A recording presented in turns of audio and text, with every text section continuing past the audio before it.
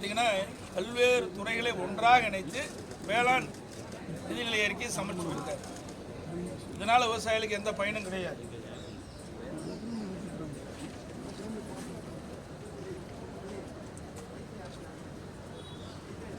ரெண்டாயிரத்தி 21 சட்டமன்ற பொதுத் தேர்தலின் போது திராவிட முன்னேற்ற கழகத்தின் சார்பாக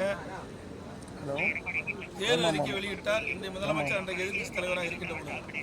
அதில் திராவிட முன்னேற்ற கழகம் ஆட்சிக்கு வந்தவுடன் விவசாயிகளுக்கு ஒரு குவிண்டால் நெல்லுக்கு விலை 2500 ரூபாய் வழங்கப்படும் என்று அறிவித்தார்.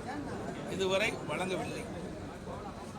அதே போல ஒரு டன் மெட்ரிக் டன் கரும்புக்கு விவசாயிகள் உற்பத்தி செய்யப்படுகின்ற ஒரு மெட்ரிக் டன்னுக்கு ஆதார விலையாக 4000 ரூபாய் வழங்கப்படும் என்று அறிவித்தார்கள்.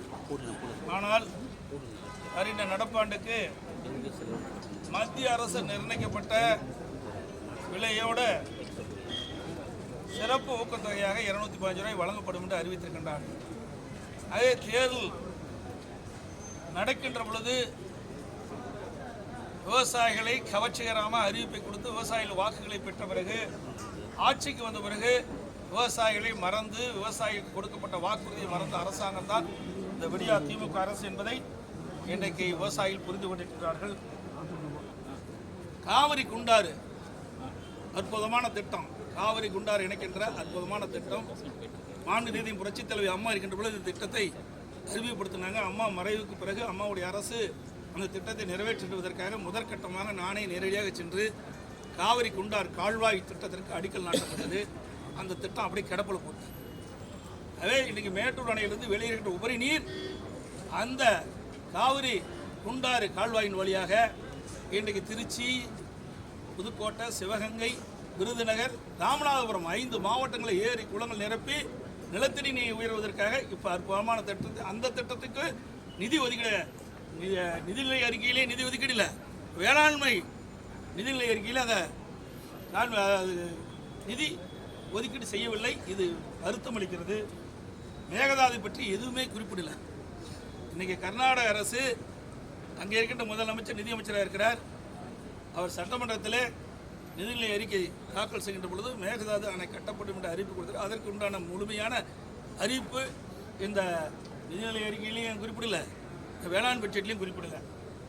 அதேபோல் சரபங்க நீரேற்ற திட்டம் எங்கள் சேலம் மாவட்டத்தில் இருக்கிற 4 சட்டமன்ற தொகுதி இன்றைக்கு மேட்டூர், ஓமலூர், எடப்பாடி, சங்ககிரி 4 சட்டமன்றத்தில் இருக்கிற வறண்ட பயிர்கள் இருக்கிற 100 ஏரிகள் நீர் நிரப்பின திட்டம். மேட்டூர் அணையிலிருந்து நீரேற்றின் மூலமாக இந்த தண்ணீரை நிரப்புகின்ற திட்டம் நான் இருக்கின்ற பொழுது முதற்கட்டமாக 6 ஏரிகள் நீர் நிரப்பினோம். அப்படியே வேகத்தில் நடந்துகிட்டு இருக்குது. பல முறை சொல்லி அதுவும் நிற்கல. அதுக்கு தேவை நிதி ஒதுக்கீடு இல்லை. அந்த திட்டமும் கிடப்பில் கிடக்குது. அதேபோல் நலந்தாய் வாழி காவிரி அற்புதமான திட்டம். நாங்கள் மத்திய அரசுக்கு போராடி வாதாடி திட்டத்தை நிறைவேற்ற சொன்னேன். மேட்டூர் அணையிலிருந்து வெளியேறுகின்ற நீர் கடலில் போய் கலக்கின்ற வரை நீ பார்த்தீங்கன்னா 2 பக்கம் நகரங்கள் இருக்கின்றன. நகரத்திலிருந்து வெளியேறுகின்ற அந்த மாசுபட்ட நீர் நதியில் கலங்கி நதியில் கலந்து நீர் மாசுபடுகிறது.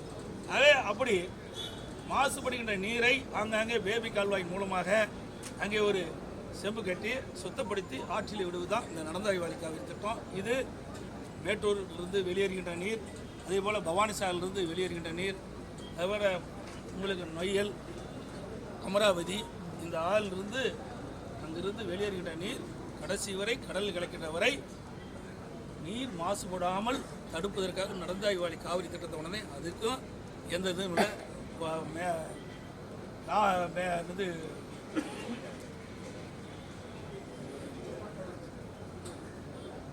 இப்படி பிரதான திட்டம் கோதாவரி காவிரி இணைப்பு. அந்த இணைப்புக்கும் எந்தவித அறிவிப்பு இது இடம்பெறல. இது மிக மிக முக்கியமான திட்டம். ஏன்னா அண்டை மாநிலத்தை நம்பித்தான், நம்ம நீருக்கு அண்டை மாநிலத்தை நம்பித்தான் இருக்கிறோம். கோதாவரி காவிரி இணைப்பு திட்டத்தை நிறைவேற்றப்பட்டு விட்டால் இந்த நீர் பிரச்சனை நமக்கு இருக்காது. குடியிருக்க பிரச்சனை இருக்காது, விவசாயத்துக்கு நீர் பிரச்சனை இருக்காது. இதைத்தான் அதிமுக அரசு இருக்கின்ற பொழுது கடும் முயற்சி செய்து பிரதமர் வரை கொண்டு போய் அந்த திட்டம் அதாவது நாடாளுமன்றத்தில் கூட்டத்தில் இதை வெளியிட்டாங்க. ஜனாதிபதிகள் வெளியிட்டார். ஆனால் இந்த அரசு அதுக்கு உரிய முயற்சி எடுக்கல. அதே நமக்கு கிடைக்க வேண்டிய நீர் கிடைக்கவில்லை. இந்த அரசு செயல்படாத அரசு என்பதற்கு இதுவே ஒரு உதாரணம்.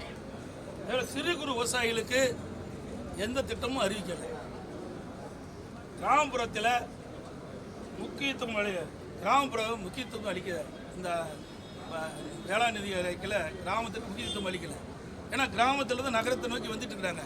அதே கிராமத்திலே வேளாண்மை சேர்ந்த வளர்ச்சி பணிகள் அங்கே ஈடுபடுத்தினா நீ கிராமத்திலிருந்து நகரத்துக்கு வருகின்றவர்கள் தடுக்கப்படும். ஆகவே இந்த பட்ஜெட்டை பொறுத்த வரைக்கும் பாட்டுண்டு விவசாயிகளுக்கு பயனில்லை, விவசாயிகள் படும் பாட்டுக்கு திட்டம் எதுவும் இல்லை, வேளாண் கல்வி சார்ந்த அறிவிப்புகள் எதுவும் இல்லை. விவசாயிகளுக்கு ஏமாற்றம் அளிக்கின்ற பட்ஜெட் இந்த பட்ஜெட். ஆனாலும் இந்த பயிர்க்கடன் கொடுக்கறதுக்கெல்லாம் போன ஆண்டை விட இந்த ஆண்டுக்கு கூட்டியிருக்காங்க. 16,500 கோடி இலக்கு வச்சிருக்காங்க. 1755 கோடி கடன் தானே அதிகமாக கொடுக்குறாங்க. கடன் கொடுக்கறதுக்கு என்ன இருக்குது? அதனால விவசாயிகள் மீண்டும் கடன் திருப்பித்தானே செலுத்த வேணும். அதே கடன் வந்து நாளுக்கு நாள் இன்றைக்கு இடுபொருளுடைய விலை ஏறிட்டுது. அதாவது விவசாயிகள் வந்து பயிரிடுகின்ற பொழுது அதனுடைய இடுபொருள் செலவுகள் அதிகமாகிடுது. அதுக்கு தகுந்த மாதிரி கடன் அதிகரித்து கொடுக்குறாங்க, அவ்வளோதான். இந்த நேச்சுரல் ஃபார்ம், இந்த அங்கக வேளாண்மை கொள்கைன்னு சொல்லி கடந்த வருடமே தமிழ்நாடு அரசு வந்து வெளியிட்டிருந்தாங்க. அது சம்பந்தமான சார்ந்த விவசாயத்துக்கு எந்த அறிவிப்பும் இல்லை, நிதி ஒதுக்கல, அறிவிப்பும் காணும். கரும்புக்கு ஊக்கத்தொகையா டன் ஒன்றுக்கு 215 ரூபாய் கொடுக்கப்படும் பட்ஜெட்டில். நான் ஏற்கனவே சொன்னேங்களேன், இவருடைய அறிவிப்பு என்ன? 2021 சட்டமன்ற பொதுத் தேர்தல் போது இன்றைய முதலமைச்சர், எதிர்க்கட்சி தலைவர், திராவிட முன்னேற்ற கழக தலைவர், திராவிட முன்னேற்ற கழகத்தின் சார்பாக தேர்தல் அறிவிப்பு வெளியிட்டாங்க. அதில் தெளிவாக சொல்லியிருக்கிறாங்க. அதாவது விவசாயிகள் பயிரிடுகின்ற கரும்புக்கு ஆதார விலையாக 1 மெட்ரிக் டன் கரும்புக்கு 4000 ரூபாய் வழங்கப்படும். இப்போ வெறும் 215 ரூபா தான் கொடுத்துருக்குறாங்க. மத்திய அரசு நிர்ணயிக்கப்பட்ட விலையோட 215 கூடுதலாக சிறப்பு ஊக்கத்தொகை கொடுக்கணும்னு அறிவிப்பு கொடுத்துருக்காங்க. இது விவசாயிகளை ஏமாற்றுகின்ற ஒரு செயல் தான். காவேரி கோதாவரி இணைப்பு திட்டம் சொன்னீங்க, அது பிற மாநிலங்களும் ஒத்துழைப்பு கொடுக்கணும். தெலுங்கானா ஒத்துழைப்பை நாட வேணும். இந்த அரசாங்கம், அதிமுக அரசாங்கம் இருக்கின்ற போது இன்றைக்கு தெலுங்கானா முதலமைச்சரை பார்த்து எங்களுடைய அமைச்சர்கள் பேச்சுவார்த்தை நடத்தி அவர்கள் சம்மதம் தெரிவித்தார்கள். சகோதரர் வேலுமணி அவர்களும் சகோதரர் ஜெயக்குமார் அவர்களும் நாங்கள் அனுப்பி வச்சோம். இந்த தெலுங்கானா முதலமைச்சரை பார்த்து இந்த கோதாவரி காவிரி இணைப்புக்கு நீங்கள் உதவி செய்ய வேண்டும், அவர்கள் ஒத்துக்கொண்டார். அதே போல் தெலுங்கானா முதலமைச்சரை ஆந்திரா முதலமைச்சரை சந்தித்து சகோதரர் வேலுமணி அவர்களும் ஜெயக்குமார்களும் அமைச்சராக இருந்த பொழுது, அம்மாவுடைய அரசு இருக்கின்ற பொழுது அனுப்பி அவருடைய பேச்சுவார்த்தை நடத்தினார். அவர்களும் ஒத்துக்கொண்டார்.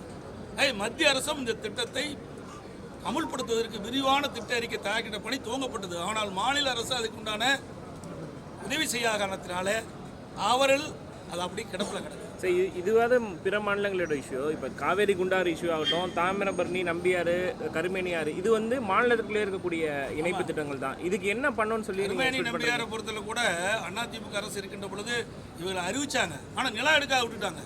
ஃபேஸ் 1, 2, 3, 4 4 எடுத்தாங்க. 1, 2 அதிமுக ஆட்சி முடிஞ்சுது. 3வது நாங்கள் முடிச்சிட்டோம். 4வதுக்கு நில எடுப்பு பணி நடந்துகிட்டு இருக்குது.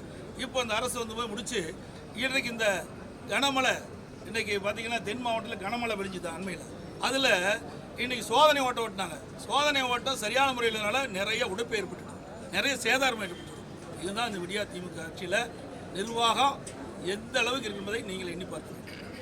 அனைவருக்கும் நன்றி.